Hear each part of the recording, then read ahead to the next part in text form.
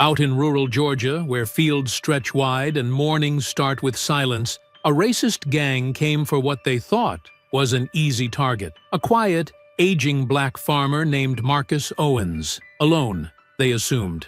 Soft, breakable. They didn't see the war behind his eyes or the discipline in his every step. They didn't know the fields he now plowed once ran red with blood. One call to his old Navy SEAL team changed everything. By nightfall, the ambush collapsed, the gang scattered, and the reckoning Marcus delivered was only getting started. Before we go any further, comment where in the world you are watching from and make sure to subscribe, because tomorrow's story is one you don't want to miss. Dawn hadn't yet touched the Georgia sky when Marcus Owens's eyes opened. Years of military discipline meant his body still knew exactly when to wake. 4:30 a.m., without fail. He lay still for a moment, listening to the peaceful silence of his farmhouse, feeling the cool morning air drift through the partially open window. His bedroom was sparse but comfortable. A heavy oak dresser stood against one wall, and his bed faced the window overlooking his fields. The only decoration was a single framed photo of his old SEAL team, gathering dust on the nightstand. Marcus swung his legs over the side of the bed, his joints protesting slightly. At 52, his body reminded him daily of the toll his service had taken. Still, he moved with purpose, pulling on worn jeans and a faded blue work shirt. His morning routine was as precise as a military operation. It brought him peace. In the kitchen, he put coffee on to brew while he laced up his steel-toed boots. The rich aroma filled the room as he stood at the sink, gazing out over his 20 acres. The pre-dawn darkness was starting to soften, revealing rows of corn and soybeans stretching toward the tree line. His small herd of cattle would be waiting in the east pasture. Another day, he murmured, pouring the coffee into his favorite ceramic mug, a gift from Tyrese years ago. The familiar weight in his hand grounded him. Marcus stepped onto his front porch, inhaling deeply. The morning air was heavy with dew and the sweet smell of fresh-cut hay from his neighbor's field. His farm was his sanctuary now, so different from the chaos of his former life. Here, he found purpose in working the land, in watching things grow instead of destroying them. He made his way to the barn, gravel crunching under his boots. The chickens were already stirring, pecking at the ground as he approached their coop. He scattered feed, counting heads out of habit.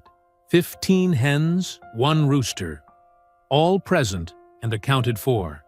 Something caught his eye as he turned toward the cattle pasture. Unfamiliar tire tracks in the soft earth near his fence line. Marcus crouched down, studying the deep treads. These weren't from his truck or his regular delivery vehicles. The tracks were fresh, probably from last night, and they showed a vehicle that had stopped, turned around, and left in a hurry. His combat instincts, never fully dormant, sparked to life. Marcus walked the perimeter of his property, checking for other signs of disturbance. He found more tracks near his back gate, along with scattered cigarette butts that weren't his brand. Someone had been watching his farm. The rest of his morning chores were performed with heightened awareness. He fed and counted his cattle. 12 head, all healthy. But his mind kept returning to those tracks. Years of training told him this wasn't random. Someone had been scoping out his property. As the sun climbed higher, Marcus worked his fields, checking irrigation lines and testing soil moisture. The physical labor helped calm his nerves, but he couldn't shake the feeling of being watched. By late afternoon, his shirt was soaked with sweat as he finished repairing a section of fence. The sun was setting when he finally headed back to the house, his shadow stretching long across the yard. Inside, he washed up and started preparing a simple dinner: fresh vegetables from his garden and a piece of chicken. The routine was familiar, but his movements were tense now, his senses alert. The first unusual sound came just as he was plating his food. Engines, multiple vehicles, approaching fast down his private road. Marcus switched off the kitchen light and moved to the window. His heart rate picked up, but his hands were steady as he pushed the curtain aside. Headlights cut through the growing darkness, illuminating his yard in harsh white beams. 3 pickup trucks were rolling toward his house, their engines growling aggressively. Behind them, he could see more vehicles approaching. Marcus's tactical mind kicked in automatically, assessing threats and options. The trucks were spreading out, surrounding his property in a practiced manner. This wasn't random violence. This was coordinated. In the glare of headlights, he could see men jumping from the vehicles, carrying weapons. The orange glow of torches bobbed in the darkness. His hands clenched as he watched them approach, at least a dozen armed men moving with purpose across his land. The same land he'd bought after retiring, hoping to find peace. The same soil he'd worked every day for the past 5 years, trying to grow something good to make up for all the death in his past. Now they were here to destroy it all. Through the window, Marcus could see their faces clearly now, masks of hatred illuminated by torchlight as they spread out around his house and barn. They carried rifles and shotguns, some brandishing burning torches, like something out of a nightmare from another century. Marcus moved silently through his darkened house, years of SEAL training taking over. His movements were fluid, purposeful, each step carefully placed to avoid creaking floorboards.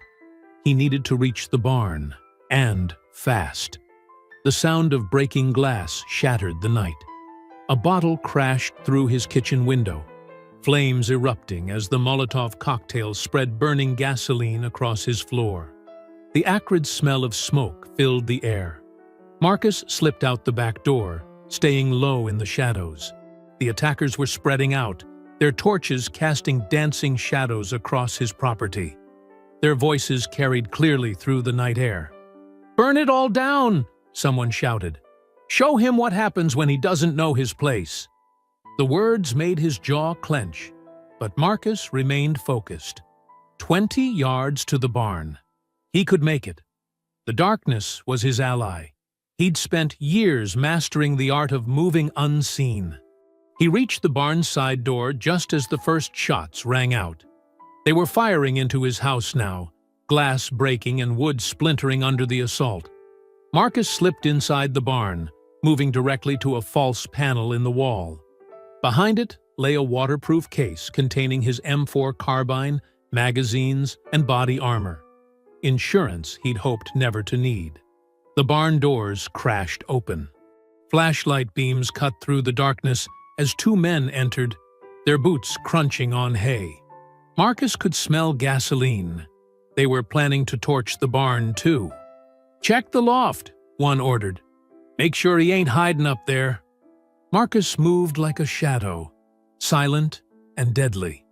His hands found familiar positions on his rifle as he melted deeper into the darkness. The attackers were sloppy, untrained. They'd separated themselves from their group, made themselves vulnerable. A horrific sound split the night, the death scream of one of his cows. They were slaughtering his livestock now. Rage burned in Marcus's chest, but he kept it controlled, channeled. Emotion got you killed. The first attacker never saw him coming. Marcus struck from behind, one hand clamping over the man's mouth while his other arm locked around the throat. The struggle was brief, ending with a sharp crack as Marcus twisted, severing the spinal cord with practiced efficiency. The second man turned at the sound, raising his shotgun. Marcus was already moving. He slammed into the attacker's midsection, driving him back against the barn wall. The shotgun blast went wide, deafening in the enclosed space. Marcus struck twice, throat and temple, dropping his opponent like a stone. Outside, more vehicles had arrived. Marcus counted at least 15 attackers now, their faces hidden behind masks as they destroyed everything in sight. His chest tightened as he watched them spray paint his barn with racial slurs, their hatred raw and ugly in the torchlight. A burst of automatic fire ripped through the night, but not aimed at him. Marcus recognized that sound. Tyrese's M249 saw. His old friend had arrived. "Contact front!" someone screamed. The attackers scattered as Tyrese's heavy weapon forced them to cover. Marcus used the chaos to his advantage, moving to a firing position at the barn's window. Two attackers ran past his position, trying to flank Tyrese.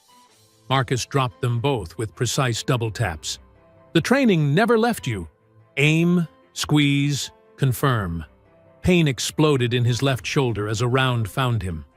Marcus rolled away from the window, blood soaking his shirt. The wound was bad, but not immediately fatal. He'd survived worse. "Marcus!" Tyrese's voice boomed across the property. "Give me some cover fire!" "Moving to your position!" Marcus forced himself up, ignoring the burning in his shoulder. He laid down, suppressing fire, forcing the remaining attackers to duck behind their vehicles.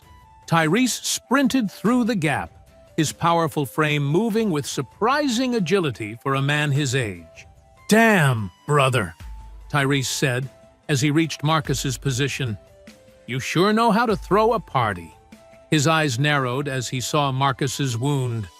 "You're hit." "I've had worse paper cuts," Marcus grunted, though the pain was intensifying. "They're pulling back."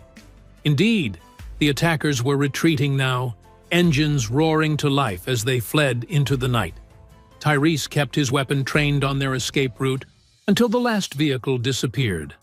The aftermath of violence lay scattered across Marcus's farm. His house burned, livestock lay slaughtered in the fields, and hateful messages defaced his buildings. The peace he'd built here lay in ruins. "How'd you know?" Marcus asked, letting Tyrese examine his wound. "Been watching these bastards," Tyrese replied, his voice tight with anger. "Knew they were planning something. Didn't know it would be this big, though." He helped Marcus to his feet. "This ain't over, brother." "Not by a long shot." Marcus looked out over his burning property.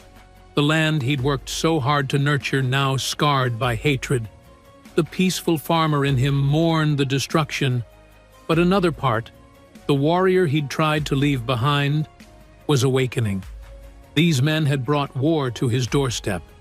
The sun crept over the horizon, painting the smoke-filled sky in shades of angry red. Marcus sat on the remains of his front porch steps, his shoulder freshly bandaged by Tyrese's skilled hands. The morning light revealed the full extent of the devastation.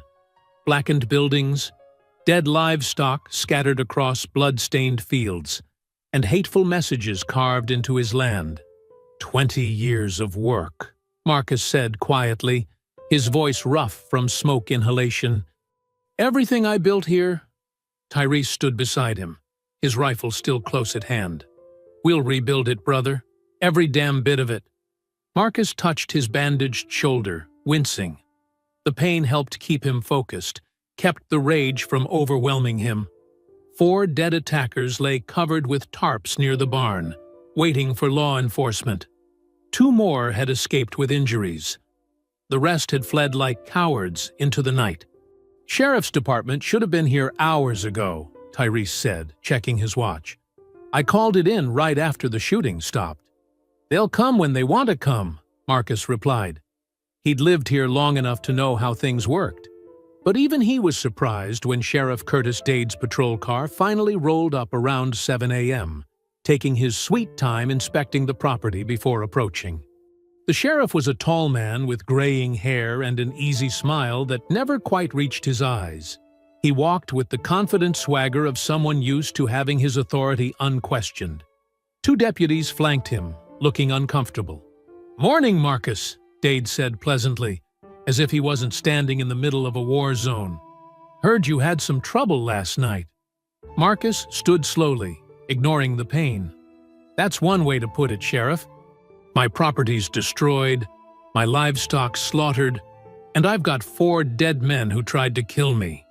Dade glanced at the covered bodies, then at the bullet holes and burn marks. His expression remained carefully neutral, Looks like quite a mess. Though I have to ask, you sure this wasn't just some dispute that got out of hand? Maybe over property lines or grazing rights? Tyrese stepped forward, anger flashing in his eyes. Are you serious? Look around. Look at what they wrote on the ground. The sheriff held up a placating hand.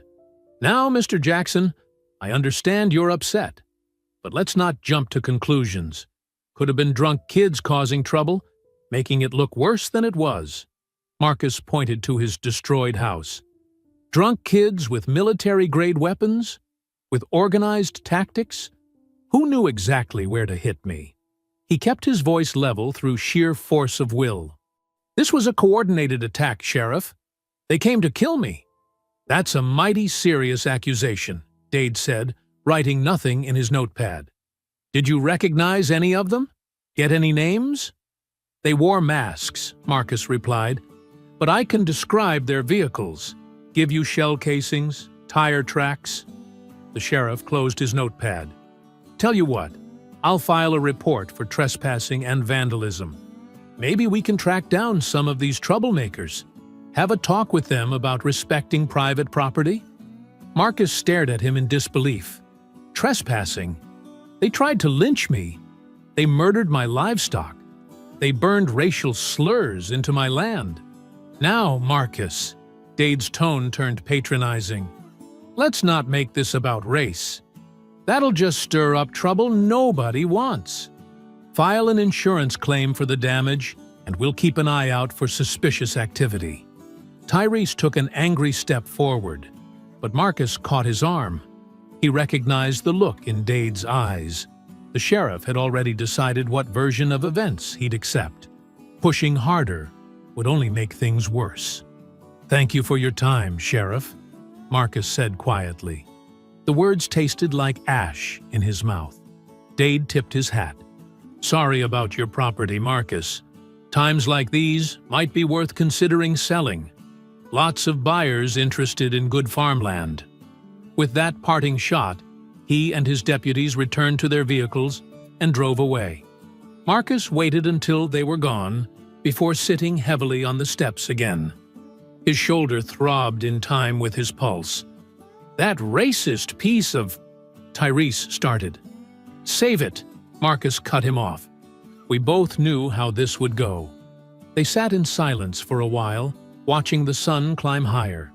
The smoke had mostly cleared, but the stench of burned buildings and dead animals hung heavy in the air. Marcus thought about the years he'd spent building this place, trying to create something peaceful after decades of war. Now violence had found him again, and the law wouldn't help. What's the play? Tyrese asked finally. He knew that look in his friend's eyes. Marcus stood carefully. Decision made. Get me my phone.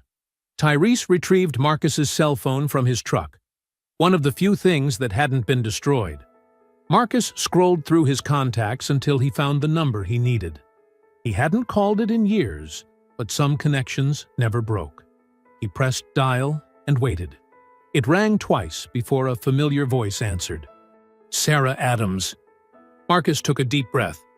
I need you here. Now. The afternoon sun cast long shadows across Marcus's ravaged farmland as a black SUV rolled up his gravel driveway. Dust billowed behind the vehicle as it came to a stop. Marcus and Tyrese watched from the porch, their faces grim but expectant. Sarah Adams stepped out first, her silver hair pulled back in a tight bun, wearing tactical pants and a dark shirt. Bobby Tran emerged from the passenger side, carrying a large metal case, his face tight with concern. Ezekiel Brooks unfolded his tall frame from the back seat, scanning the property with practiced eyes. My God, Marcus, Sarah said, taking in the burnt barn and slaughtered livestock. Her usual commanding presence softened with genuine pain for her old friend. Marcus nodded slowly, his jaw clenched. Appreciate you coming so quick. Bobby set down his case and moved to embrace Marcus, careful of his bandaged wounds. Brother, you should have called sooner. Didn't want to drag you all back into this life. Marcus replied quietly. Ezekiel placed a steady hand on Marcus's shoulder. We're family. This is what family does. They gathered in Marcus's living room, which had become a makeshift command center. Bobby unpacked his equipment with practiced efficiency. Laptops, surveillance gear, and communication devices spread across the dining table. Sarah stood at the window, her tactical mind already assessing sight lines and defensive positions. "Tell us everything," Sarah commanded, her voice carrying the same authority it had during their SEAL operations. Marcus and Tyrese recounted the attack in detail. Bobby's fingers flew across keyboard keys, pulling up local police reports and social media activity. Ezekiel made notes in a small notebook, his tracking expertise already at work. "Sons of Purity," Bobby said, turning one laptop around. "They've been growing bolder in the last 6 months. Their leader is this piece of work, Wyatt Cole." The screen showed a man in his 40s with close cropped hair and cold eyes. Several photos showed him at white supremacist rallies, always at the center of the crowd. "I know that face," Tyrese growled. "He was here last night, staying back while his boys did the dirty work." Sarah leaned over Bobby's shoulder, studying the intelligence. "They've got a pattern. Small farms, minority owners, escalating violence. But this attack on you, Marcus, it's different. More coordinated." Bobby connected additional monitors, creating a web of information. Surveillance camera feeds from nearby roads began populating the screens.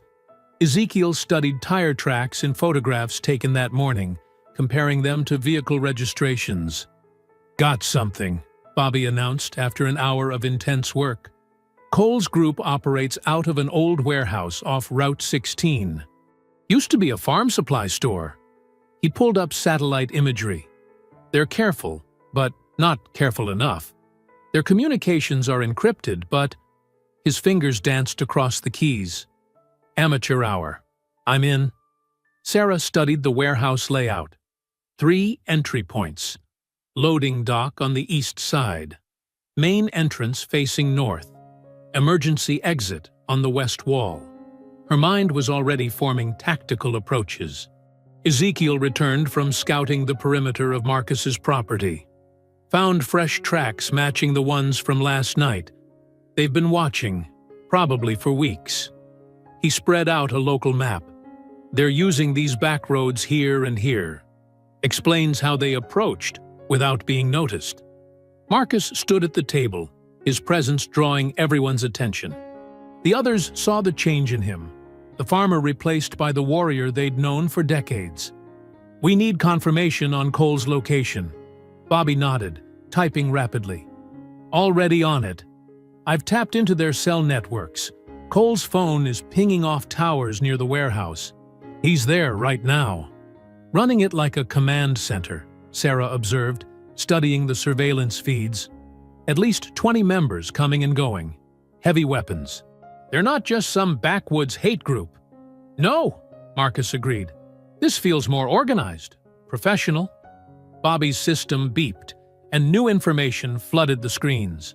"Got video confirmation. Cole just arrived at the warehouse 10 minutes ago."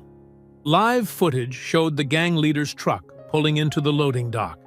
The team gathered around the monitors, watching intently as Bobby cycled through different camera angles. The warehouse bustled with activity. Men moving crates, vehicles being prepped, weapons clearly visible. "They're planning something bigger," Tyrese said, his voice tight with anger. "This wasn't just a one-off attack." Sarah straightened up, her decision made. "We need eyes on that warehouse. Close surveillance, full coverage." She looked at each team member in turn. "We do this right. We do this clean. We find out exactly what we're dealing with before we move." Marcus nodded, trust in his old team evident in his expression. These were the people he'd gone to war with, the ones who'd never failed him. Now they were here, standing in his kitchen, ready to fight another battle. Bobby continued monitoring the feeds, setting up automated alerts. Ezekiel prepared his tracking gear, ready to establish observation posts. Sarah began sketching out preliminary tactical plans, while Tyrese checked their weapons. The afternoon light was fading, casting the room in shadows broken by the glow of monitoring screens. The warehouse location was confirmed. Cole's presence was verified. The first phase of their operation was set. Night wrapped around the warehouse like a shroud. Marcus and his team moved through the darkness with practiced silence, their night vision goggles revealing the terrain in ghostly green clarity. Sarah had positioned them strategically. Marcus and Tyrese would breach the loading dock, while she and Bobby approached the main entrance. Ezekiel provided overwatch from a nearby rooftop, his rifle trained on potential escape routes. 3 guards, north side. Ezekiel's whisper crackled through their earpieces. 2 more by the loading dock. Regular patrol every 12 minutes. Marcus checked his watch. They had 7 minutes until the next patrol. He and Tyrese pressed against the cold metal of a shipping container, waiting. The warehouse loomed before them, its windows casting dim yellow light into the night. Bobby's voice came through. "Security cameras looped. They're blind." Sarah's command was crisp. "Execute in 3, 2, 1. Marcus moved first, swift and silent. The guard never saw him coming.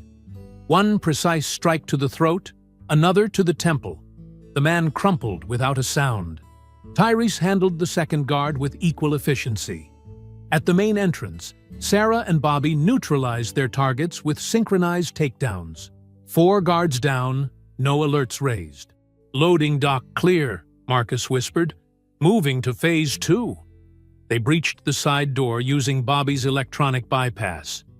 The warehouse interior spread before them, stacks of crates, weapon racks, and a makeshift office elevated on a metal platform.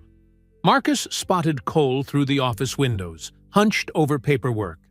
6 tangos on the floor, Ezekiel reported from his position.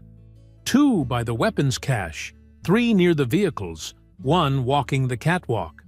Sarah's voice was steady. "Take them." The team moved like shadows. Marcus tracked the catwalk guard, timing his approach.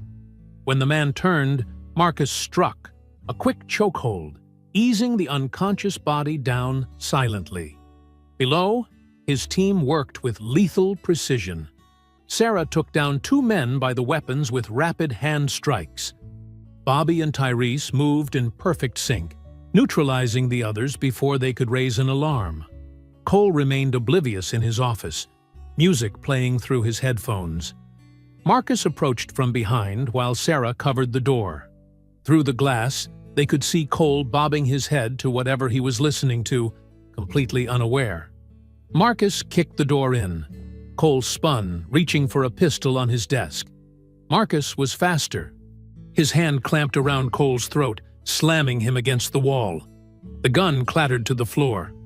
"Hello, Wyatt," Marcus growled. "Remember me?" Cole's eyes widened with recognition and fear. "How did you—" Marcus tightened his grip. "You burned my farm, killed my animals, left some choice words on my land." His voice was deadly calm. But something doesn't add up. Sarah entered, weapon trained on Cole. Bobby and Tyrese secured the rest of the warehouse, zip-tying unconscious guards. "This was too organized," Marcus continued. "Too well-funded. Who paid you?" Cole struggled, his face reddening. "I don't know what—" Marcus slammed him again, harder. "Wrong answer." Okay, Cole gasped. "We got paid. Good money. More than we've ever seen." "Who?" Sarah demanded. Cole's eyes darted between them. "Some ex-military guy. Said he had a personal score to settle with Owens. Wanted it to look like our usual jobs. Racial stuff? But this was different." Marcus felt a chill. "Name?" "Briggs," Cole wheezed. Called himself Commander Briggs. The name hit Marcus like a physical blow. He released Cole, stepping back. Sarah's weapon didn't waver. "That's impossible," Marcus said. "Briggs is dead. Columbia.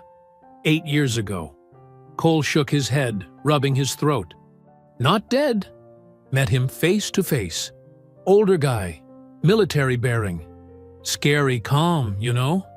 Had pictures of you. Knew everything about your routine.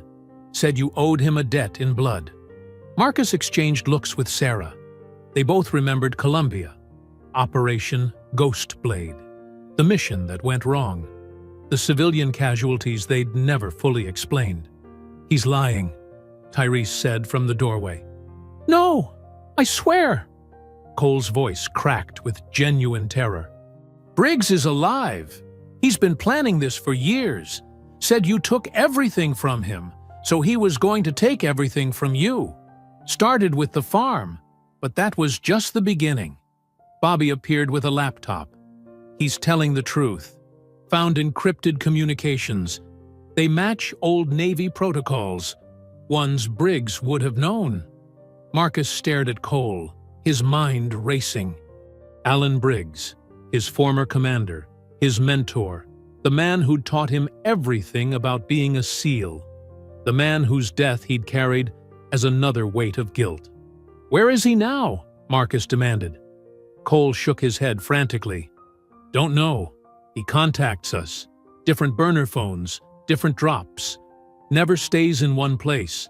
But he's out there, man. And he's not going to stop until you're dead. Sarah moved closer to Marcus, her voice low.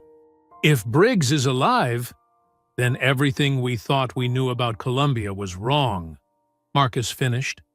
The implications were staggering.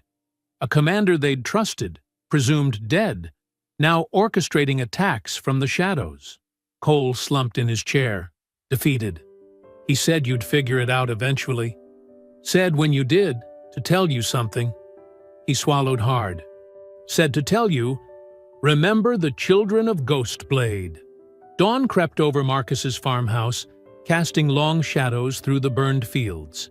Inside, the team huddled around Bobby's array of laptops and monitors, their faces lit by the blue glow of screens.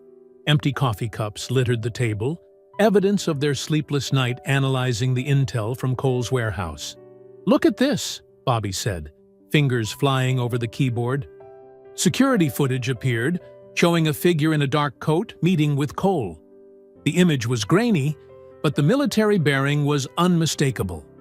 Facial recognition's a 67% match to Briggs's last known photos. Marcus leaned closer, studying the familiar stance, the way the man held himself. His stomach tightened. That's him. Sarah pointed to another screen displaying financial records. Wire transfers through shell companies, all leading back to offshore accounts. He's been moving serious money, not just to Cole's group, but to similar organizations across 3 states. Building a network, Tyrese added, spreading out a map marked with red pins.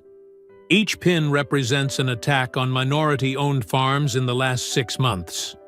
All following the same pattern as yours, Marcus. Ezekiel, who'd been silent until now, spoke up. He's been testing tactics, perfecting his approach. Your farm wasn't the first. It was the culmination. Marcus stood, pacing the worn floorboards. The weight of revelation pressed down on him. I need to tell you about Operation Ghostblade, he said finally. The full story. The part that never made it into any report. The team grew still. They'd all heard rumors about that mission, but Marcus had never spoken about it. 8 years ago, Colombian drug cartel, deep in the jungle, Marcus began, his voice heavy. High-value target named Santiago Rivera. Briggs was commanding officer. I was lead sniper. He paused, the memories sharp as broken glass. We'd tracked Rivera for weeks. Finally got intel he was meeting buyers at a remote compound. Sarah nodded. I remember the briefing. Clean shot. Minimal collateral risk. That's what we thought. Marcus stopped pacing, facing his team. I had the shot lined up. Rivera in the scope. But something was wrong. Civilian movement patterns we hadn't anticipated. I radioed Briggs, recommended we abort. But he gave the green light anyway, Tyrese said softly. Marcus nodded. Direct order. Take the shot. So I did. His hands clenched. The intel was bad. Rivera had moved his entire family to that compound. His wife, his children, and others. The shot triggered a secondary explosion. The whole building. Bobby pulled up classified photos on his screen. The destroyed compound, the bodies, the aftermath. 17 civilians, Marcus continued, including Rivera's family, and he took a deep breath, including Briggs's wife and daughter. They'd been hostages. Rivera had taken them months before, but the intel never reached us. Briggs knew they were missing, but never imagined they'd be there. Silence filled the room. The horror of understanding dawned on each face. Briggs disappeared after the mission review, Sarah said. They found blood, evidence of a firefight. Everyone assumed that he'd been killed by Rivera's men, Marcus finished. But he wasn't. He's been planning. All these years, building his revenge. Using hate groups as his weapons, turning my race against me. Making it look like simple bigotry while he pulled the strings. Ezekiel stood suddenly. Incoming transmission. Breaking through our firewalls. The main screen flickered. A face appeared. Older, weathered, but unmistakably Alan Briggs. His eyes were cold, his smile cruel. "Hello, Marcus," Briggs said. "I see you finally figured it out. Took you long enough." Marcus stepped forward. "Alan." "Don't!" Briggs's voice cut like steel. "Don't pretend you feel anything but fear right now. You should.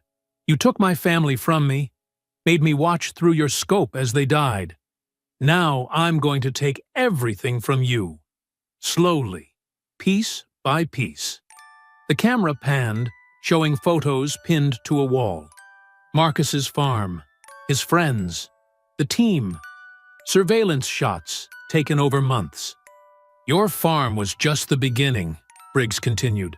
"I'm going to destroy everything you've built, everyone you care about. And you're going to watch, just like I did. Helpless, unable to stop it." Sarah stepped up beside Marcus. "You're insane, Alan. This won't bring them back."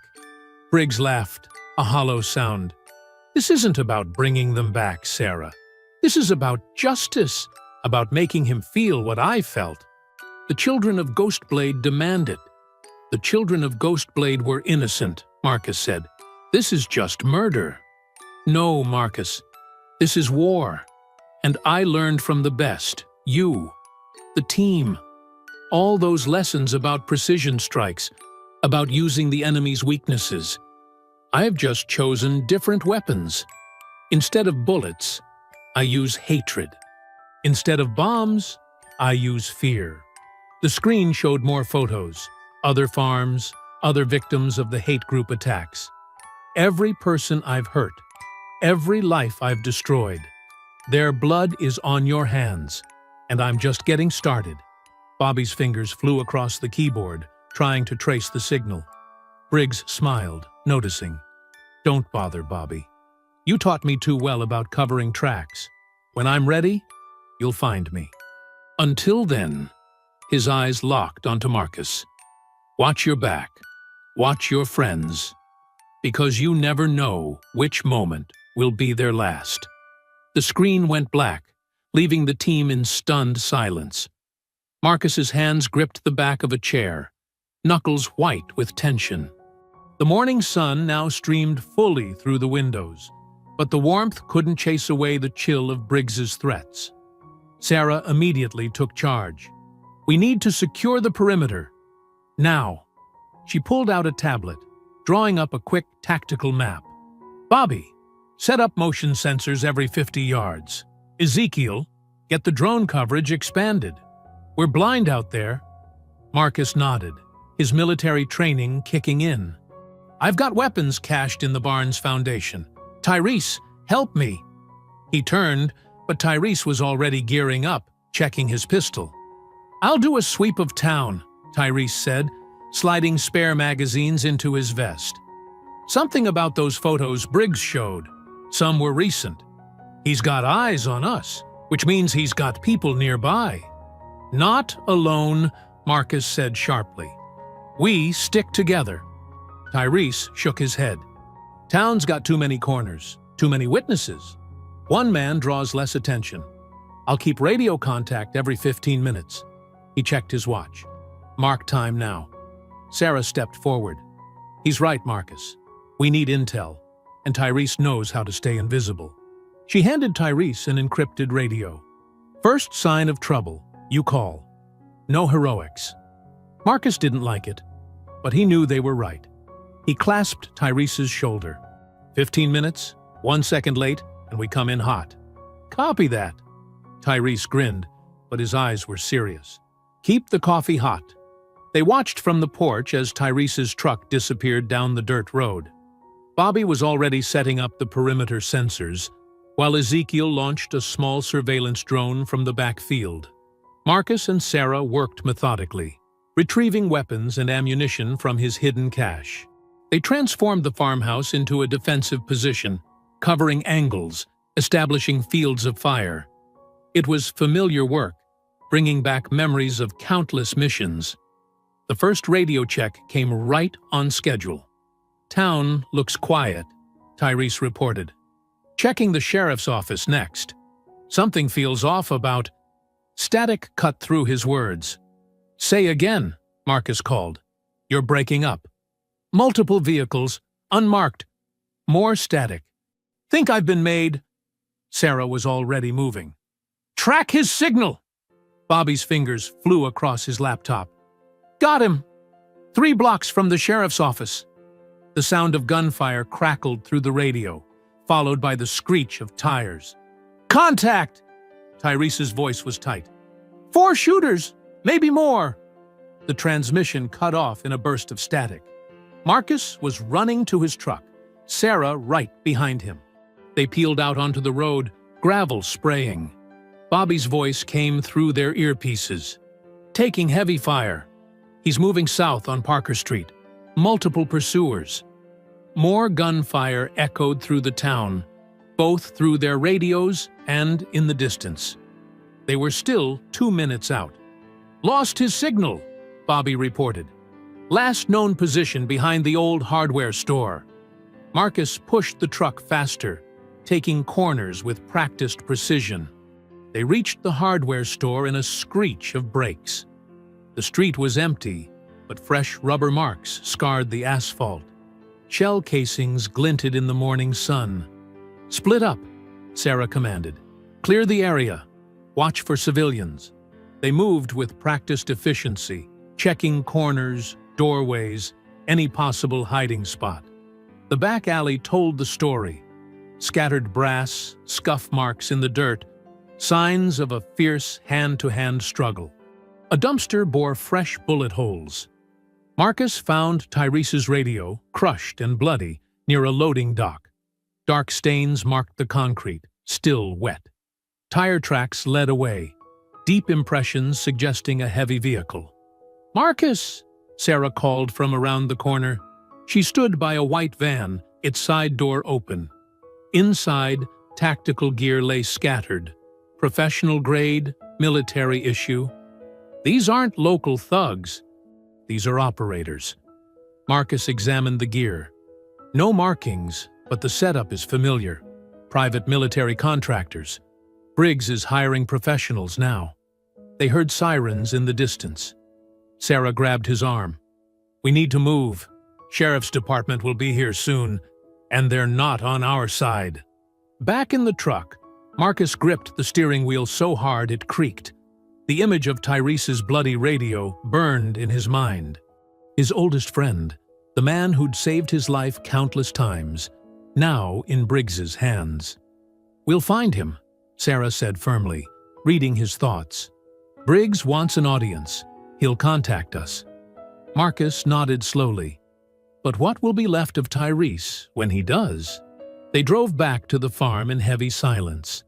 The morning sun now feeling like a spotlight, exposing their failure. Bobby and Ezekiel met them at the door, faces grim as they reported their findings. The attackers had used signal jammers, professional tactics, coordinated teams. This wasn't just an ambush. It was a precisely planned operation. Marcus placed Tyrese's broken radio on the table. The blood on it now dried dark. His voice was steel when he spoke. Briggs wanted us to know he could reach us anywhere. Fine. Message received. He looked at his team. Now, we show him what happens when he takes one of our own. The farmhouse hummed with tense activity as screens flickered in the darkened room. Bobby hunched over multiple laptops, his fingers dancing across keyboards while lines of code reflected in his glasses. Ezekiel operated the surveillance drones, methodically scanning every warehouse and industrial zone within 50 miles. Sarah coordinated with her old intelligence contacts, calling in favors accumulated over decades of service. Marcus paced, his boots wearing a path in the wooden floor. Every few minutes, he'd stop to study the growing web of information on the wall. Satellite images, property records, power consumption data. His jaw clenched tighter with each passing hour. "Got something?" Bobby called out, breaking the pre-dawn silence. Heavy data traffic from an industrial complex outside town. Way more bandwidth than they should need. Sarah leaned over his shoulder. "Could be streaming video. Or could be nothing," Marcus said, but moved closer to examine the data. "We can't afford another wild—" The screens suddenly went black. When they flickered back to life, Alan Briggs's face filled them all. "Hello, Marcus." Briggs smiled, looking exactly as Marcus remembered him, except for his eyes. Those were different now. Colder. "I thought you might want to see how your friend is doing." The camera panned to show Tyrese strapped to a chair, bloody but conscious. His face was swollen, one eye completely shut, but his good eye glared defiantly at the camera. Marcus's hands curled into fists. "Tyrese, tell him you're okay," Briggs ordered, moving into frame beside Tyrese. "Don't you dare give these bastards anything, Marcus," Tyrese spat, earning a brutal backhand from Briggs. "Bobby," Marcus whispered urgently, "tell me you're tracking this." "Working on it," Bobby muttered, his fingers flying. Signals bouncing through multiple servers. Briggs produced a knife, testing its edge. "You know, Marcus, I spent years planning this. Learning everything about you. Your routines, your weaknesses." He pressed the blade against Tyrese's throat. "Your friends." Sarah touched Marcus's arm, steadying him. They all knew Briggs was trying to provoke a reaction, to make Marcus lose focus. "Commander," Marcus said evenly, using Briggs's old title. "This is between you and me. Let him go, and I'll meet you anywhere." "Oh, but this is between you and me." Briggs dragged the knife down Tyrese's arm, drawing blood. "You took my family. Now you get to watch while I take yours. One piece at a time." Tyrese didn't scream, but his face contorted in pain. Marcus felt each cut like it was slicing his own flesh. "Got a trace," Bobby announced. "Signals coming from the old Phillips manufacturing complex. 10 miles north." "What else can you tell me?" Marcus demanded, forcing himself to look away from the screens. Sarah spread out a satellite map. 3 buildings, all connected. Heavy security setup, motion sensors, cameras, at least 24 heat signatures moving inside. "More mercenaries," Ezekiel added, marking guard positions from his drone feed. Professional pattern to their movements. "They're expecting us." On screen, Briggs continued his methodical work, explaining each cut to Marcus in detail. Tyrese had stopped talking, conserving his strength, but his eyes never lost their defiant glare. "You've got 1 hour, Marcus," Briggs finally announced. Then we moved to power tools. The screen went dark. Marcus stood absolutely still for several heartbeats, his breathing controlled and measured. When he spoke, his voice was ice. "Bobby, what's our best entry point?" "Loading dock on the east side," Bobby replied, pulling up thermal images. "Blind spot in their camera coverage. But Marcus, this is exactly what he wants. He's waiting for us." "I know." Marcus moved to his weapon case, selecting his gear with practiced efficiency. But he made two mistakes. First, he thought watching Tyrese's torture would break me. He checked his rifle's action. Instead, it just reminded me who I am, what I'm capable of. Sarah recognized the cold precision in his movements. This was Marcus the warrior, the man who'd earned his reputation in 100 classified missions. And the second mistake? Marcus slammed a magazine home. "He forgot who taught me everything I know about combat." He faced his team, his eyes hard as granite. "Briggs trained me, shaped me into a weapon. Now that weapon's coming for him." He laid out his tactical vest, methodically checking each piece of equipment. This isn't just about rescue anymore. Briggs wanted to make it personal. He looked at each of his teammates in turn. He succeeded. This is war. The team moved with renewed purpose, preparing for battle. Sarah coordinated their approach vectors while Bobby hacked the facility's security systems. Ezekiel prepped their vehicles, ensuring multiple escape routes. Marcus finished his preparations, donning his combat gear like a second skin. Each piece felt familiar, awakening muscle memories from countless missions. But this time was different. This wasn't about following orders or serving country. This was about saving family. He checked his watch. 43 minutes until Briggs's deadline. Just enough time to arrive and unleash hell. "Gear up," he ordered. "We move in 5. Midnight cast long shadows across the Phillips manufacturing complex. Marcus led his team through the blind spot Bobby had identified, their movements silent and precise. Security cameras swiveled uselessly above them, locked in an endless loop thanks to Bobby's hacking. The loading dock door yielded to Sarah's electronic bypass. They entered in diamond formation, Marcus on point, Sarah and Bobby covering the flanks, Ezekiel watching their 6. Their night vision gear painted the world in ghostly green. Marcus held up his fist, stopping the team. 2 mercenaries passed through the intersection ahead, their weapons held professionally. He waited until they were past before signaling the team forward. 3 tangos, North Corridor, Sarah whispered through their comms. Marcus responded with hand signals, split and flank. The team divided smoothly, years of training making them one fluid unit. Marcus and Sarah went left, while Bobby and Ezekiel went right. The mercenaries never saw them coming. Marcus struck first, his knife finding the base of the first man's skull. Sarah took the second with a chokehold, easing him silently to the ground. Bobby and Ezekiel emerged from the shadows to catch the third between them. No shots fired, no alarms raised. They moved deeper into the complex, following Bobby's mapped route to where the video signal originated. Each intersection brought new threats. Each threat was eliminated with cold efficiency. A burst of gunfire shattered the silence. Someone had spotted them. "Contact front!" Marcus shouted, diving behind a concrete pillar as bullets chipped away at the wall behind him. Sarah's rifle barked 3 times. 2 mercenaries dropped. "Move!" They pushed forward aggressively now, speed becoming more important than stealth. Bobby's suppressing fire kept the enemy pinned, while Ezekiel flanked through a side office. More mercenaries poured in from adjoining corridors.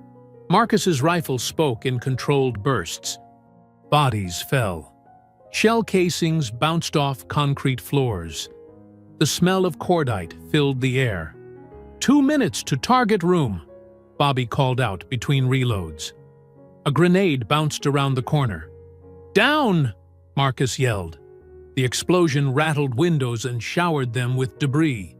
Through the smoke, Marcus saw the heavy steel door where they were holding Tyrese. 2 mercenaries guarded it with belt-fed machine guns. "Cover me!" Marcus sprinted forward as his team laid down suppressing fire. The guards turned their weapons toward him, but too late. His first shot took the left guard in the throat. His second and third put the right guard down permanently. Sarah reached the door first, placing breaching charges while the others maintained security. "Ready! Breach!" Marcus ordered. The door blew inward.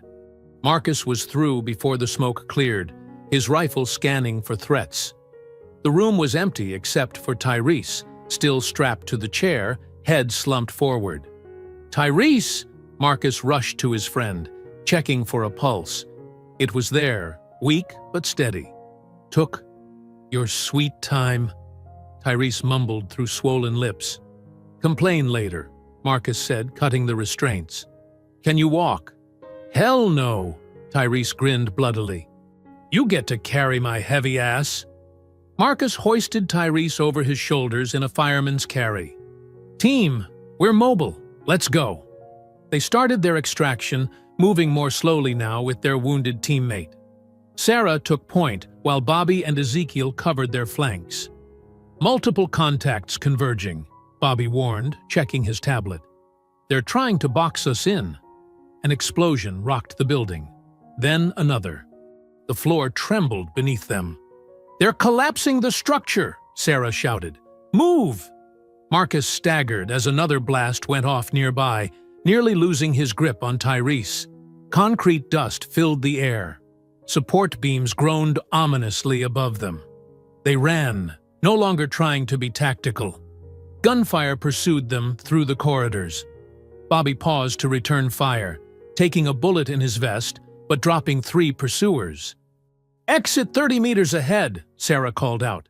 The final explosion caught them just as they reached the door. The blast wave threw Marcus forward. He tucked and rolled, protecting Tyrese as best he could as they hit the ground outside. Sarah and Ezekiel dragged them both to their feet. Bobby provided covering fire as they sprinted for their vehicles. Engines roared to life. Tires squealed on asphalt. They peeled away from the collapsing building as gunfire sparked off their armored panels. "Anyone following?" Marcus asked, cradling Tyrese's head in the back seat. "Negative," Ezekiel reported from behind the wheel. "Clean getaway." The drive back to the farmhouse passed in tense silence, broken only by Tyrese's labored breathing. Marcus kept pressure on his friend's worst wounds, silently willing him to hold on. Dawn was breaking when they finally pulled up to the farmhouse. Sarah had medical supplies ready. They carried Tyrese inside and began treating his injuries, cleaning wounds, stitching cuts, setting broken fingers. "You look like hell," Marcus told his friend once they'd finished.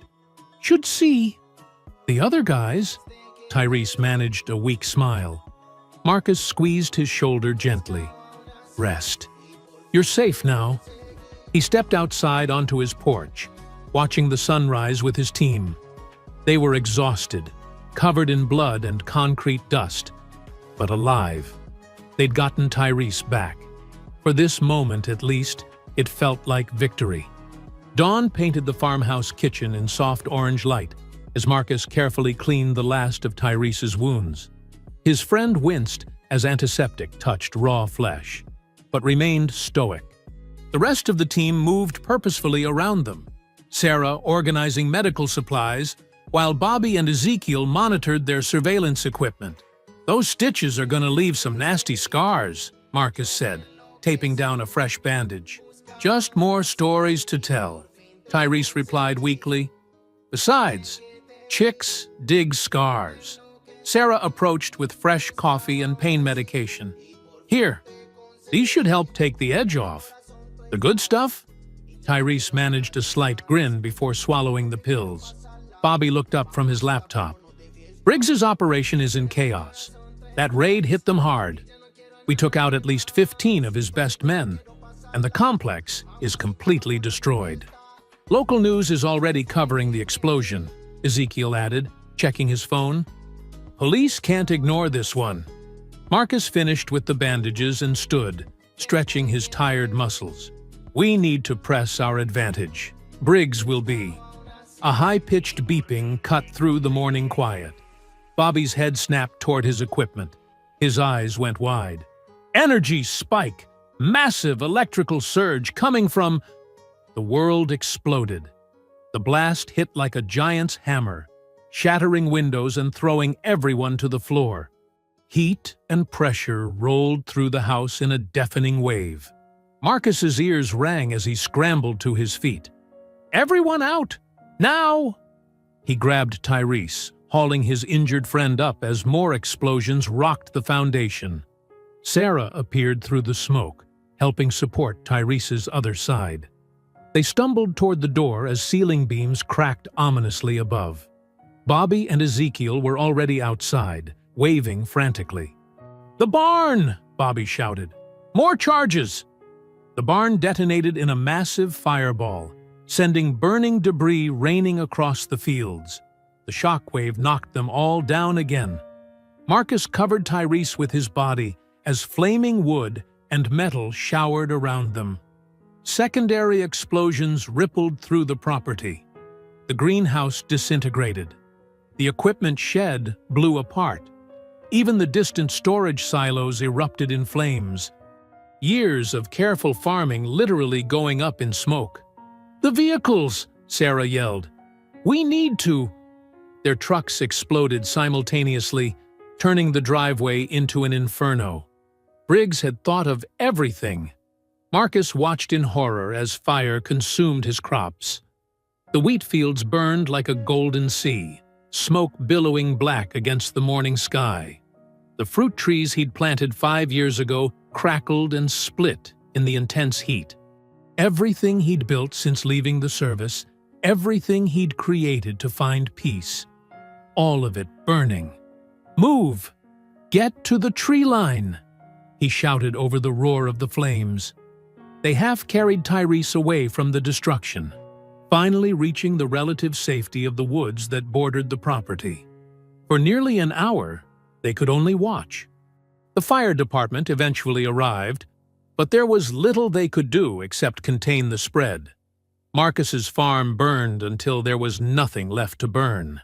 When the flames finally died down, they emerged from the trees. The devastation was total. Where Marcus's house had stood for generations, only scorched foundation remained. The fertile fields were now ash and cracked earth. Even the old oak tree by the drive, the one his grandfather had planted, was a blackened skeleton reaching toward the sky. Marcus walked through the ruins in a daze, boots crunching on debris. Here and there, twisted metal or broken glass crunched under his feet. A charred photo frame caught his eye. The picture of his parents on their wedding day, now curled and burned beyond recognition. "Marcus!" Bobby's voice was tight with anger. "You need to see this."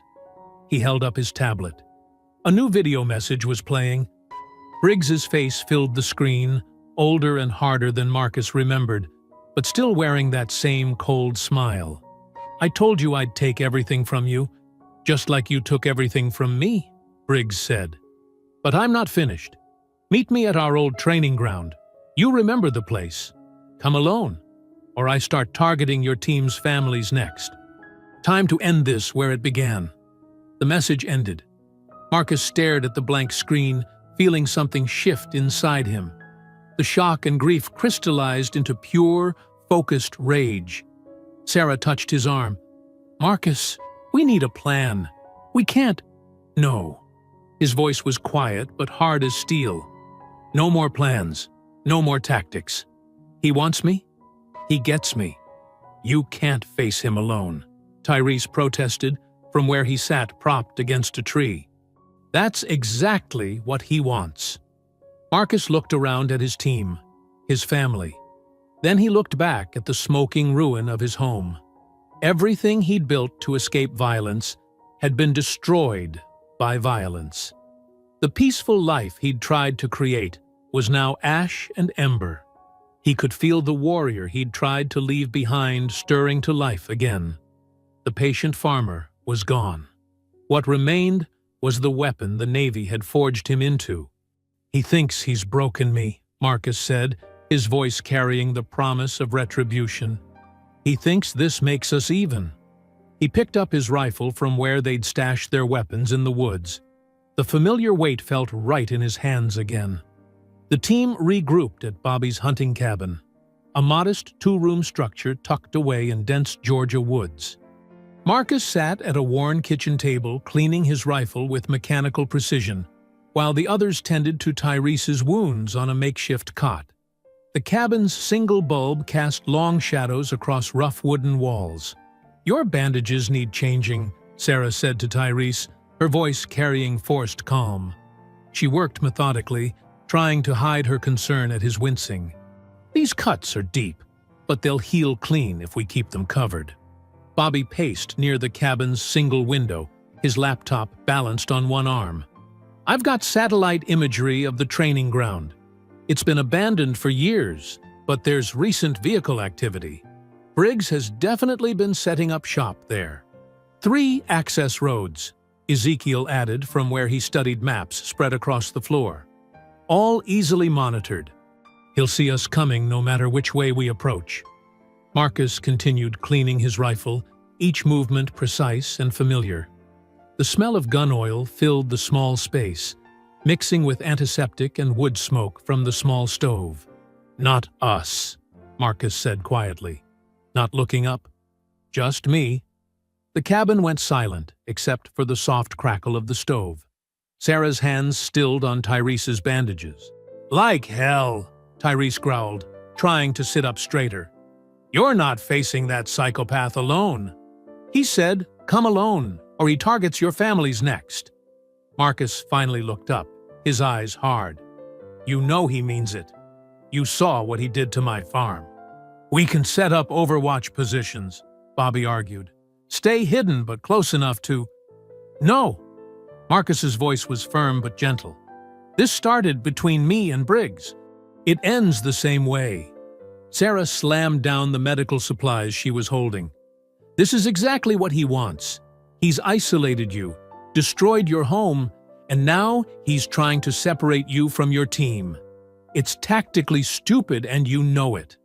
Marcus set down his cleaning cloth and faced them fully. "You're right. It's what he wants. But sometimes you have to spring the trap to end the game." He looked at each of them in turn. "I need you to trust me, like you did in Colombia, like you did in Afghanistan." The mention of their shared combat history hung heavy in the air. They'd all followed Marcus's judgment in impossible situations before. He'd earned that trust with blood and success. Ezekiel spoke up, his usual quiet voice carrying weight. "What's your real plan, Marcus? You're not walking in there just to die." "No." Marcus stood and began methodically checking his gear. "I'm walking in there to end this, but I need you all to do something harder than fighting. I need you to wait." "For what?" Bobby asked. "For whatever comes next."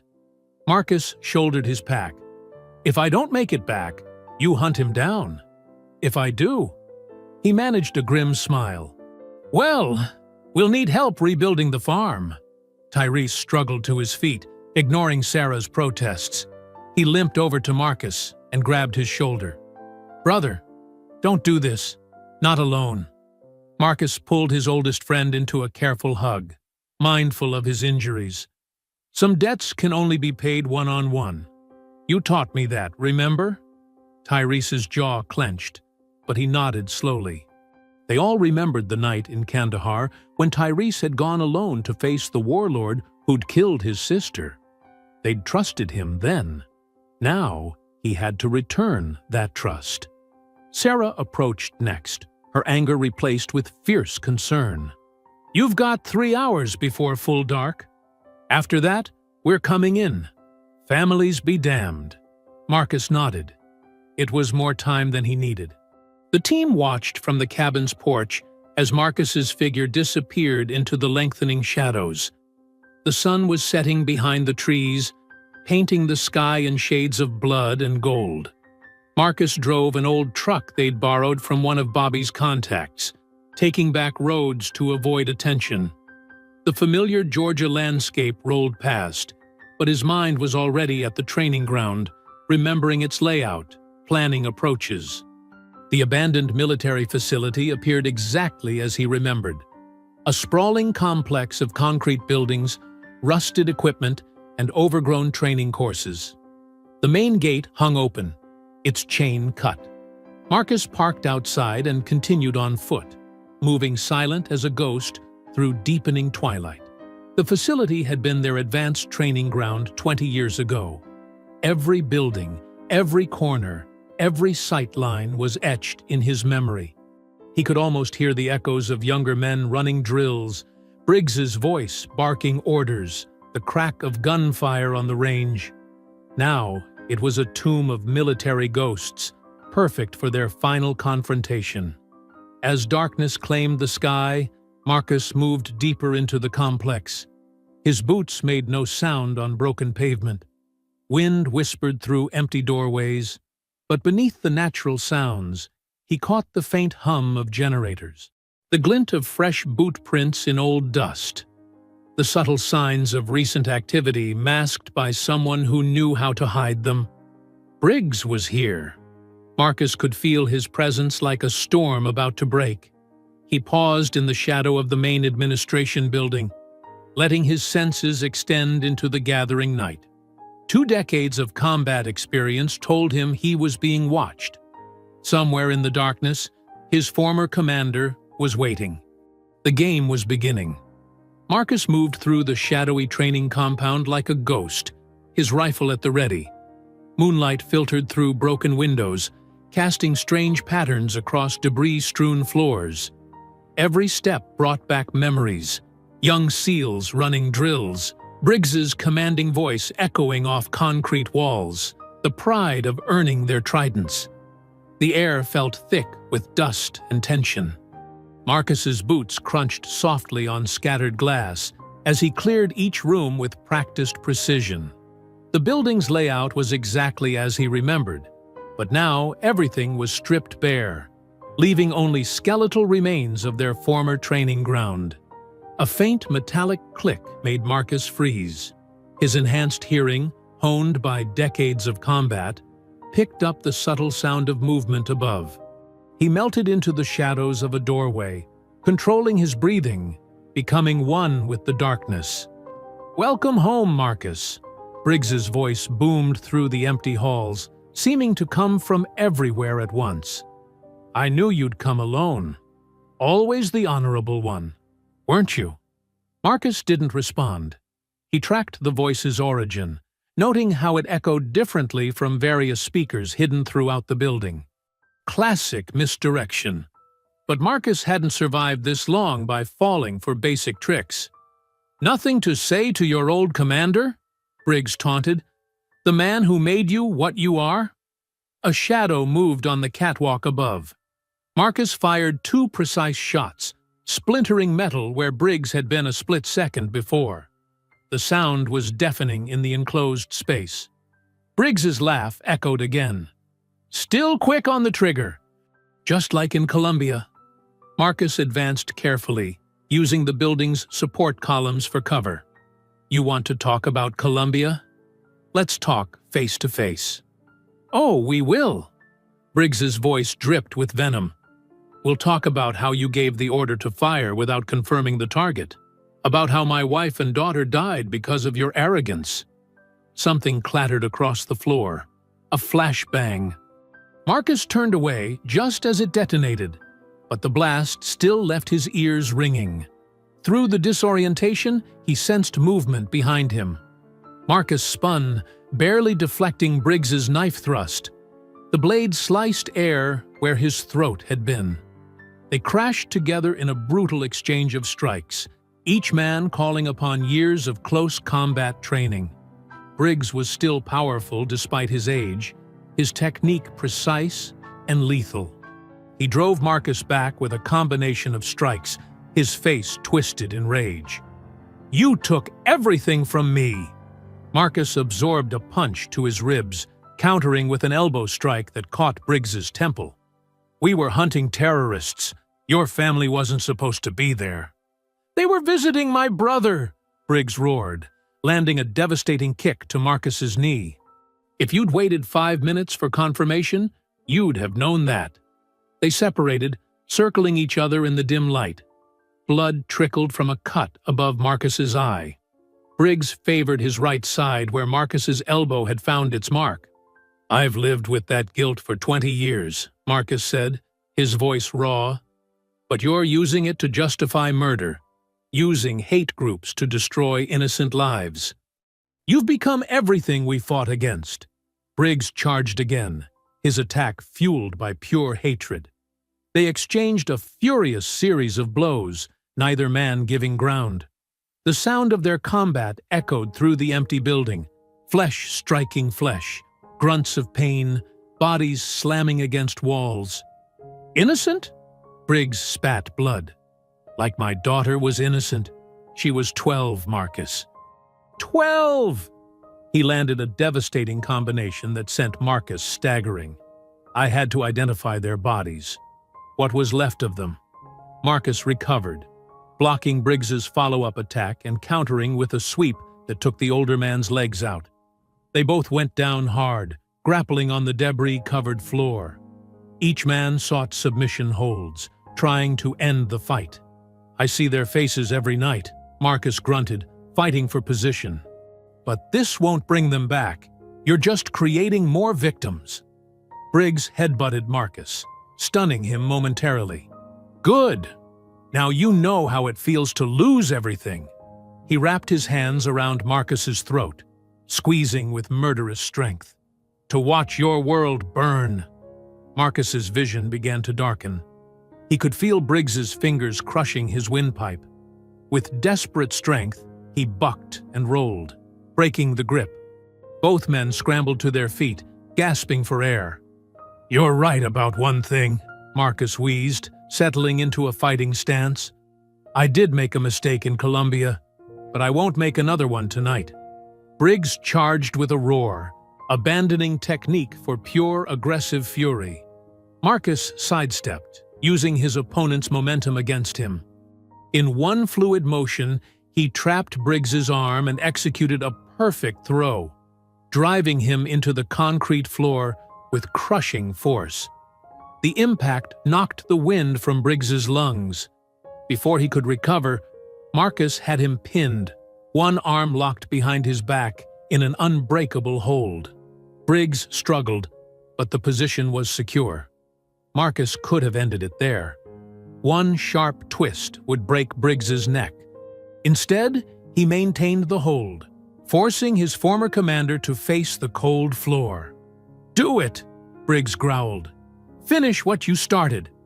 Marcus increased pressure on the hold, causing Briggs to grunt in pain. "No, you don't get to die a warrior's death. You're going to face justice, real justice, for everything you've done." Marcus kept Briggs pinned, his knee pressing firmly into the older man's back. With his free hand, he pulled out his phone and activated the video recording. "Now you're going to tell the truth. All of it." Marcus increased pressure on the hold, making Briggs wince. "Start with how you survived Colombia." Briggs struggled against the restraint, but Marcus's grip was unshakable. "You can't prove anything." "Wrong answer." Marcus twisted slightly, causing Briggs to gasp in pain. "The world's going to know exactly what you've become. Start talking." Briggs's laugh was bitter, echoing off the concrete walls. "You want the truth? Fine. I survived the explosion in Colombia. Woke up in a village 3 days later. When I learned what happened to my family," his voice cracked with rage, "I decided to die that day. Commander Alan Briggs ceased to exist." "And then?" Marcus prompted, keeping the camera steady. "Spent years planning, building networks, finding people who could help me destroy you completely." Briggs's words dripped with venom. The Sons of Purity were just useful idiots, easy to manipulate with their own hatred. I fed them targets, gave them weapons, pointed them at your farm. "Keep going," Marcus commanded. "Tell them about Sheriff Dade." "Curtis?" Briggs laughed darkly. "Easiest one to buy. already corrupt to the bone. Money in the right accounts, and suddenly hate crimes disappeared from police reports. Evidence vanished. Witnesses changed their stories. The sound of footsteps echoed through the building. Marcus tensed, but didn't release his hold. Sarah emerged from the shadows, her weapon trained on Briggs.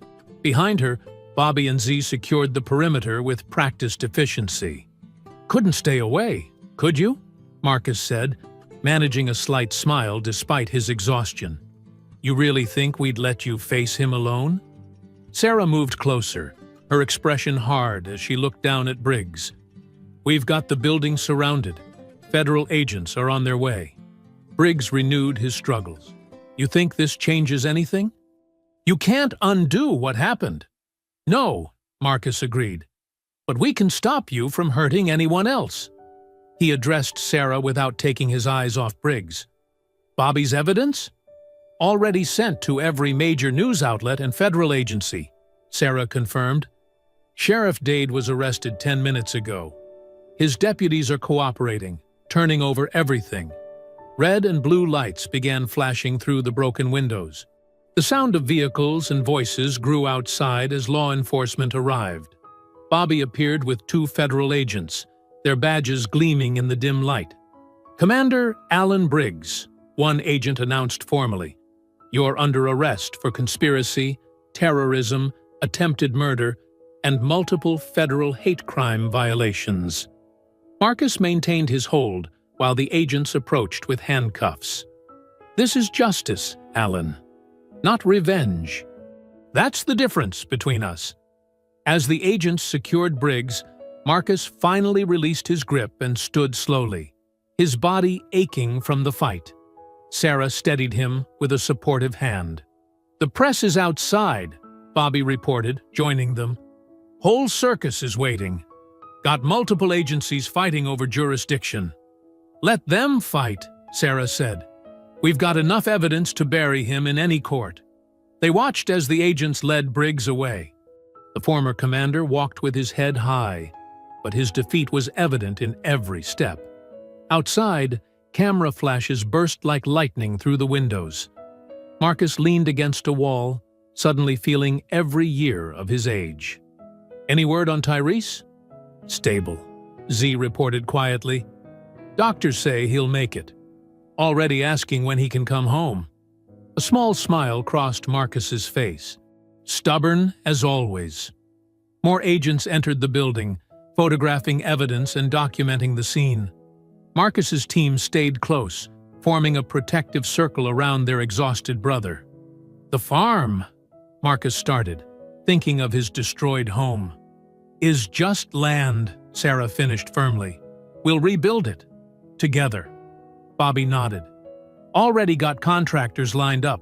Communities rallying too. Amazing what people will do when the truth comes out." Through the main doors, they could see Briggs being led to a waiting vehicle. Reporters shouted questions. Cameras recorded every moment of his public disgrace. The man who had hidden in shadows for so long was finally exposed in the harsh light of justice. "You did it, Marcus," Sarah said softly. "You brought him in alive. Proved you're still the better man." Marcus watched as the vehicle carrying Briggs disappeared into the night, followed by a convoy of law enforcement. "We did it. All of us." The team stood together in the empty training compound, each lost in their own thoughts. The building that had once forged their brotherhood had now witnessed its ultimate test. They had faced their past, confronted betrayal, and emerged stronger. Local police began securing the scene with yellow tape. Evidence technicians carefully documented the signs of combat, photographing blood spots and collecting samples. The night would be long, full of statements and official reports, but the hard part was over. "Should we say something profound?" Bobby asked, breaking the heavy silence. "Seems like we should mark the moment somehow." Marcus straightened up, wincing slightly. "Nothing to say. Let's go home." Marcus sat on the edge of the motel bed, his body still sore from the fight with Briggs. The cheap TV mounted on the wall played yet another news report about the scandal. Sarah occupied the room's only chair, while Bobby and Z leaned against the wall, all of them watching intently. Former Navy SEAL Commander Alan Briggs has been indicted on multiple federal charges, the reporter announced. Sources say his operation extended across 3 states, manipulating hate groups and corrupting local law enforcement. Bobby clicked his tongue. They're still uncovering more. My data dump is keeping investigators busy. Good, Sarah said firmly. Let them follow every thread. The news showed footage of Sheriff Dade being led from the police station in handcuffs, his face twisted with shame. Several of his deputies had already turned state's evidence, revealing years of covered-up crimes and destroyed evidence. Marcus's phone buzzed. A text from the hospital. Tyrese was awake and asking for visitors. He stood carefully, his muscles protesting. Need company? Sarah asked, already knowing the answer. I got this one, Marcus replied. Stay here, keep tracking the fallout. The hospital was only 10 minutes from their temporary base at the Riverside Motel. Marcus found Tyrese propped up in bed, looking better than he had 3 days ago. The bruises were fading to yellow, and some of the smaller cuts had already scabbed over. About time you showed up, Tyrese grinned weakly. Been watching the news. Looks like we started quite a storm. Marcus pulled up a chair. How are you feeling? Like I got hit by a truck, then backed over, then hit again. Tyrese adjusted his position slightly. Doc says I'll make a full recovery, but... He paused, looking serious. I've been thinking, brother. Maybe it's time to really retire. No more operations, no more battles. You sure about that? Marcus asked, though he already knew this was coming. Yeah, got enough scars to last a lifetime. Tyrese's expression softened. Besides, somebody's got to help your stubborn ass rebuild that farm. Can't trust you to do it alone. Marcus felt a weight lift from his chest. The idea of Tyrese finding peace, staying safe, felt right. Could use the help, he admitted. A knock at the door interrupted them. Marcus turned to see Reverend Williams, the leader of the largest black church in town, standing in the doorway. Behind him were James Chen, who owned the local hardware store, and Maria Rodriguez from the Hispanic Community Center. Mr. Owens, Reverend Williams said solemnly, may we come in? Marcus nodded, curious. The 3 community leaders entered, their faces showing a mix of shame and determination. We've come to apologize, Reverend Williams began. For years, we saw the signs. The harassment, the threats, the accidents that never got investigated. We stayed quiet, told ourselves it wasn't our problem. James Chen stepped forward. We were wrong. What happened to your farm? We should have spoken up long ago. Should have stood together. But we're here now, Maria added firmly. The community is organizing. We've started a rebuild fund. Materials, labor, equipment. Whatever you need. Marcus studied their faces, seeing genuine remorse and determination. This isn't just about my farm, he said carefully. No, Reverend Williams agreed. It's about changing things, really changing them. Sheriff Dade's replacement is already working with federal investigators. The county commission is establishing an oversight committee. And we want you involved, Maria said. Your voice matters. Your experience matters. Tyrese chuckled from his bed. They're right, you know. Can't hide out on that farm forever. Marcus stood slowly, looking at each of them in turn. I appreciate the offer. All of it. But rebuilding isn't just about buildings and fences. We know, James said quietly. That's why we're here. Real change takes everyone working together. The contractors are ready whenever you are, Maria added. My brother's company will handle the heavy equipment. James has already donated materials. And my congregation, Reverend Williams smiled, makes excellent work crews, not to mention the best food for hungry volunteers. Marcus felt something shift inside him. Not just hope, but a sense of real possibility. The isolation he'd lived with for so long was cracking, revealing a community ready to stand with him. "All right," he said finally. "Let's do this right. Build something that lasts." "Together." Reverend Williams extended his hand. Marcus took it firmly. Together. From his hospital bed, Tyrese watched with satisfaction. "Now that's what justice looks like," he said softly. "Not just taking down the bad guys, but building something better." The room filled with discussion of plans and schedules, of materials needed, and volunteers to be coordinated. Through the window, Marcus could see the Georgia sun shining bright and clear. The land that Briggs had tried to poison with hatred would become something new. Not just a farm, but a symbol of what unity could achieve. "First priority," James was saying, "is getting your house rebuilt before the rainy season." "No," Marcus corrected gently. "First priority is making sure everyone knows they're welcome to be part of this. Every color, every background. That's how we really win."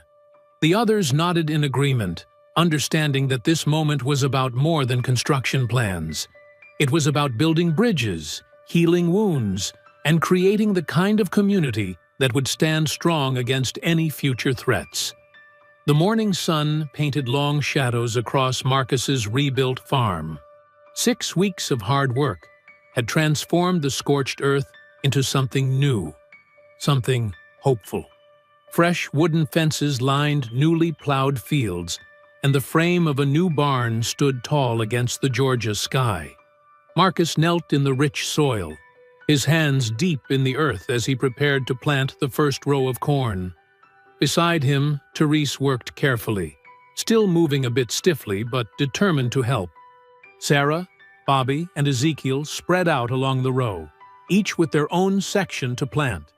Around them, dozens of community members worked in groups, some planting, others carrying supplies, or setting up tables for the afternoon gathering.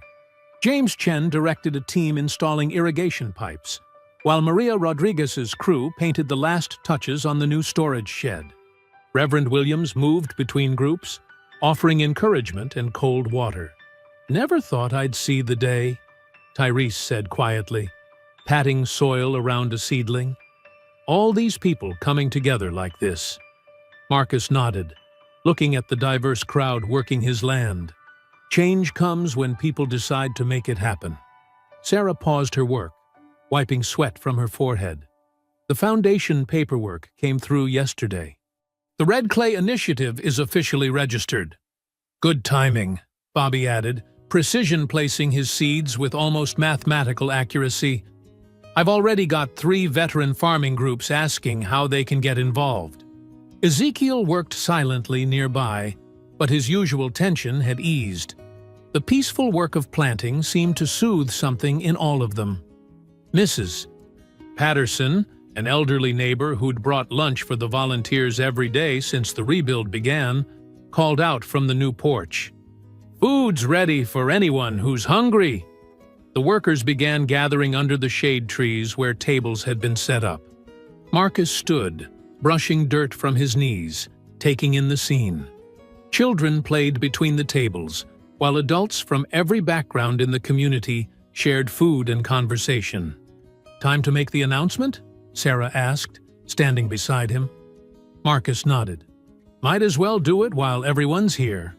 Reverend Williams noticed Marcus moving toward the center of the gathering and gently called for attention.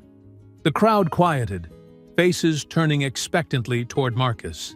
"First," Marcus began, his voice carrying clearly across the yard, "I want to thank everyone who helped rebuild this farm. But what we've built here is more than buildings and fences." He gestured to the people gathered around him. "Look around. This is what community looks like. This is what strength looks like. And this is just the beginning." Marcus motioned to his team to join him. "Today, we're announcing the creation of the Red Clay Initiative. It's a foundation dedicated to supporting veterans and minority farmers across the country.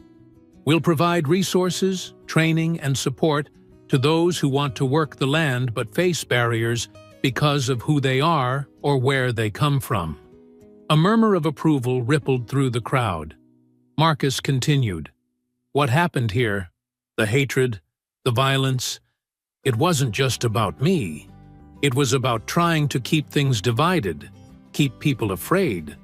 But look what happened instead. He pointed to the new barn. Every beam in that barn was raised by different hands working together. Every fence post was set by neighbors helping neighbors. That's the real power. Not hatred, not violence, but unity. James Chen stepped forward. The hardware store is committed to supporting the initiative. We'll provide materials at cost for any project you undertake. And my construction company will handle heavy equipment needs, Maria added firmly. The church will coordinate volunteers, Reverend Williams declared. Whatever's needed, whenever it's needed. Marcus felt the momentum building as more people spoke up, offering support, resources, and ideas. This was more than he'd imagined possible weeks ago, standing in the ashes of his old life. The initiative's first project, Marcus announced, will be helping Thomas Washington restore his family farm over in Miller County. He's a Vietnam vet who's been fighting for closure. We start next week. Heads nodded throughout the crowd. They understood now. This wasn't just about one farm or one community. This was about changing the landscape, literally and figuratively.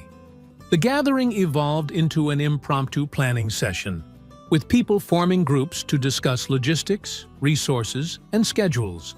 Marcus stepped back, watching as his neighbors took ownership of the initiative's mission, making it their own. Tyrese appeared at his side, grinning. Look at you, starting a movement. We started a movement, Marcus corrected. All of us. Sarah joined them, followed by Bobby and Ezekiel.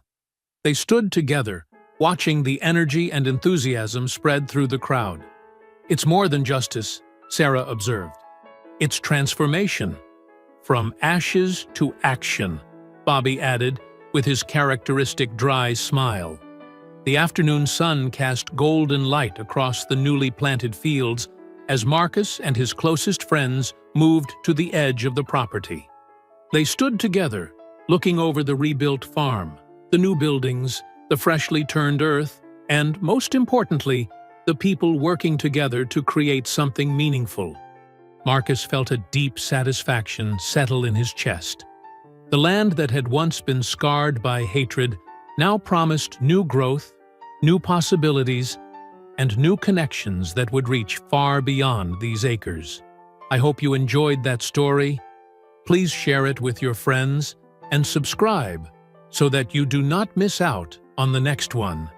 In the meantime, I have handpicked 2 stories for you that I think you will enjoy. Have a great day.